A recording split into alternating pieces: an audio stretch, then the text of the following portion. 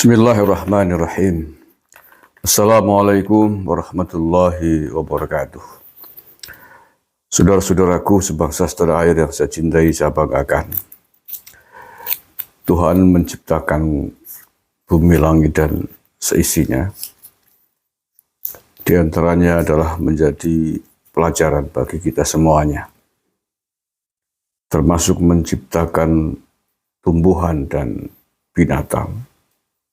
Juga ada pelajaran, ada hikmah yang bisa kita ambil iktibar. Tidak ada yang sia-sia dari apa yang diciptakan oleh Yang Maha Kuasa. Salah satu tumbuhan yang diciptakan oleh Tuhan, Allah Subhanahu wa Ta'ala, Sang Penguasa alam semesta, ada yang disebut dengan benalu. Parasit. Dia diciptakan dengan takdir menjadi benalu, penumpang terhadap tumbuhan lain, tapi bersifat parasit. Sudah numpang tapi merusak yang ditumpangi. Sudah numpang tapi kemudian menguasai yang ditumpangi. Sehingga kemudian pohon induk yang ditumpanginya menjadi mati. Begitu juga dalam binatang, juga ada binatang yang bersifat parasit, bersifat benalu. Burung. Pecinta burung pasti tahu dengan burung yang namanya sir kedasih atau burung kedasih. Kalau wong Banyumas akrab namanya sir kedasih. Ini burung juga burung jahat, ditakdirkan oleh Tuhan menjadi burung yang memiliki sikap jahat, sikap parasit, sikap benalu. Sejak dari telur dititipkan oleh ibunya ke sarang burung yang lain, sampai kemudian menetas, dan di dalam sarang burung yang lain itu, sarang yang menjadi tumpangan, telur kedasih kemudian menetas. Dan sejak bayi, sejak menetas, sudah menunjukkan karakter dan sifat jahatnya. Begitu sadar dia, bayi kedasih sudah memiliki intrik jahat, menyingkirkan telur yang lain yang sesungguhnya yang paling berhak atas sarang itu. Karena telur itu adalah telur dari sang indukan burung aslinya yang memiliki sarang. Tapi telur bayi kedasih tidak peduli. Dia tidak sadar diri bahwa dia adalah hanya seorang pengungsi. Burung pengungsi, burung imigran, burung yang dititipkan oleh ibunya ke sarang tanpa izin, tapi kemudian berkehendak, tetapi kemudian memiliki sifat serakah, ingin menguasai sarang itu seutuhnya. Seluruh telur atau kalau kebetulan netasnya bareng, burung anak induk burung aslinya disingkirkan oleh pendatang kedasih ini, sampai kemudian hanya tinggal dia sendiri yang menguasai sarang itu. Dan anehnya kemudian dipelihara, dikasih makan, dibesarkan oleh induknya, oleh sang pemilik sarang. Anaknya dilempar, dijatuhkan oleh kedasih, oleh pendatang ini. Dia tidak peduli, dia tidak curiga, husnudon gitu ya. Tapi justru sebaliknya, sang kedasih dibesarkan, dikasih makan sampai besar di rumahnya sendiri, di sarangnya sendiri, sampai besar. Inilah di antara ciptaan Tuhan dari jenis binatang dan tumbuhan yang menjadi pelajaran bagi kita semuanya. Pasti ada maksudnya, pasti ada maknanya, ada hal yang bisa kita ambil pelajaran dari sini. Barangkali itu adalah gambaran untuk kita bahwa sebagian umat manusia Mungkin ada yang memiliki watak sifat karakteristik seperti burung gedasi dan seperti benalu. Manusia-manusia yang sejatinya adalah pendatang di negeri orang. Manusia-manusia yang mestinya hanyalah seorang atau sekelompok pengungsi di negeri orang, tapi kemudian memiliki sikap serakah, tapi justru kemudian ingin menguasai daerah, wilayah yang ditempatinya. Wilayah yang sejatinya bukan wilayahnya. Daerah negara yang sesungguhnya bukan negaranya. Negara orang lain. Tidak tahu berterima kasih, boro-boro berterima kasih. Bekerja sama dengan penduduk asli pun tidak mau. Merasa paling super, merasa paling hebat. Sehingga kemudian merasa perlu untuk menguasai negara wilayah yang ditempatinya. Padahal dia adalah statusnya hanyalah sekelompok pengungsi, imigran. Inilah manusia-manusia benalu di muka bumi ini. Apakah ada manusia seperti ini? Banyak. Dan Tuhan menakdirkan manusia, sekelompok manusia yang disebut dengan kelompok bangsa Yahudi. Bangsa Yahudi kalau kita amati sikap karakteristiknya mirip dengan burung gedasih, mirip dengan benalu.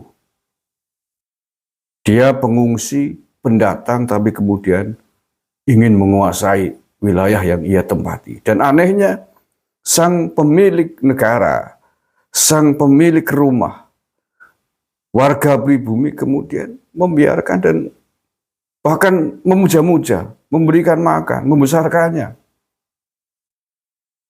Walaupun sudah tahu karakteristiknya, adalah karakteristik burung gedasih, karakteristik benalu, yang tidak tahu berterima kasih.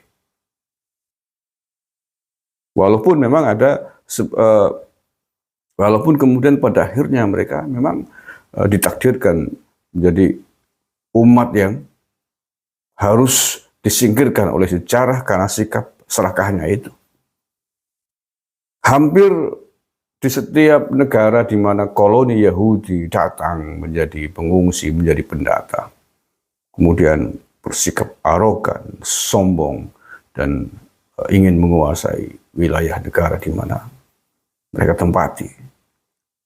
Kita melihat sejarah kedatangan Yahudi di Inggris sekitar tahun 1600-an, juga begitu. Mereka datang ditolong oleh Raja Inggris ketika itu, tapi kemudian menguasai, mengatur, mempengaruhi jalannya kekuasaan di Inggris ketika itu. Dan kemudian terjadilah pengusiran. Begitu juga di negara lain, Jerman. Di Jerman sangat populer.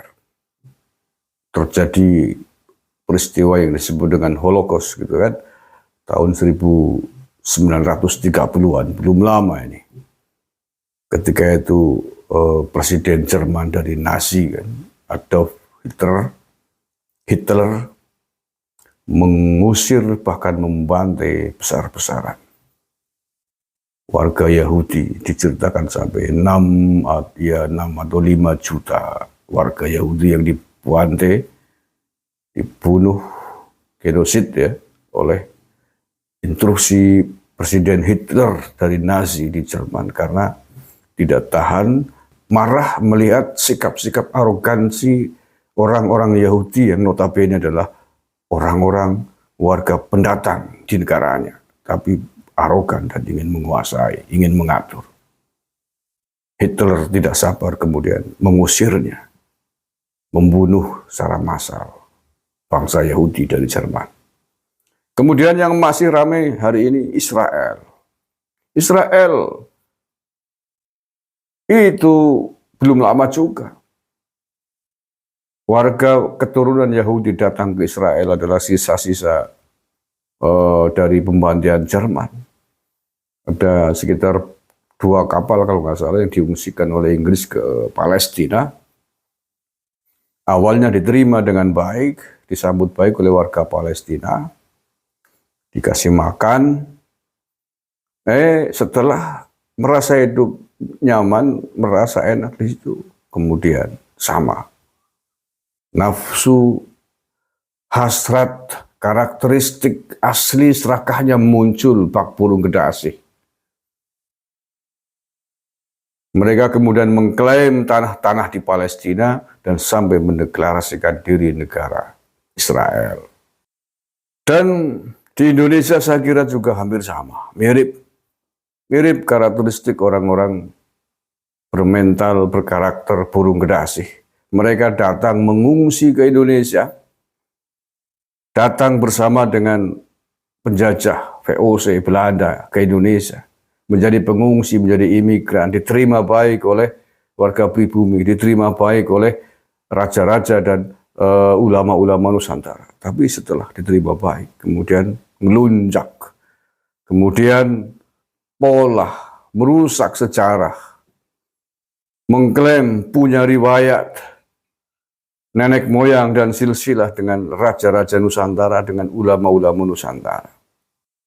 Para pendatang imigran Yaman yang dibawa oleh Belanda, banyak diantaranya adalah orang-orang Yahudi. Islah Bahrawi telah menjelaskan ini secara gamblang beberapa waktu yang lalu, bahwa orang-orang imigran pendatang dari Yaman didatangkan oleh Belanda ke Indonesia, kemudian distempel sebagai zuriat Nabi karena melihat kelemahan watak orang-orang Islam di Jawa, di Nusantara ketika itu, yang sangat menghormati orang-orang Arab, apalagi orang-orang yang dikatakan sebagai zuriat Nabi. Oleh karena itulah kemudian Belanda menstempel para imigran ini dengan keturunan Nabi. Sudah diterima, sudah dikasih makan, tetapi apa yang terjadi? Melunjak mereka, menginjak-injak, menghina-hina ulama-ulama Nusantara dengan hinaan dan cacian yang luar biasa, sangat menyakitkan, padahal mereka tidak lebih dari kelompok pengungsi, kelompok pendatang di Nusantara ini. Mengklaim banyak makam sejarah yang katanya adalah nenek moyang mereka. Ini adalah karakter-karakter orang-orang Yahudi. Dan orang Yahudi pada akhirnya akan terusir dari tanah aslinya. Walaupun memang membutuhkan waktu yang kadang sedikit, kadang juga lama, kadang berabad-abad. Di Indonesia akan sampai kapan? Wallahu a'lam bishawab, tergantung bagaimana para imigran Yahudi ini akan bisa menyesuaikan diri dengan tanah Nusantara yang sedang bergejolak ini. Terima kasih. Assalamualaikum warahmatullahi wabarakatuh.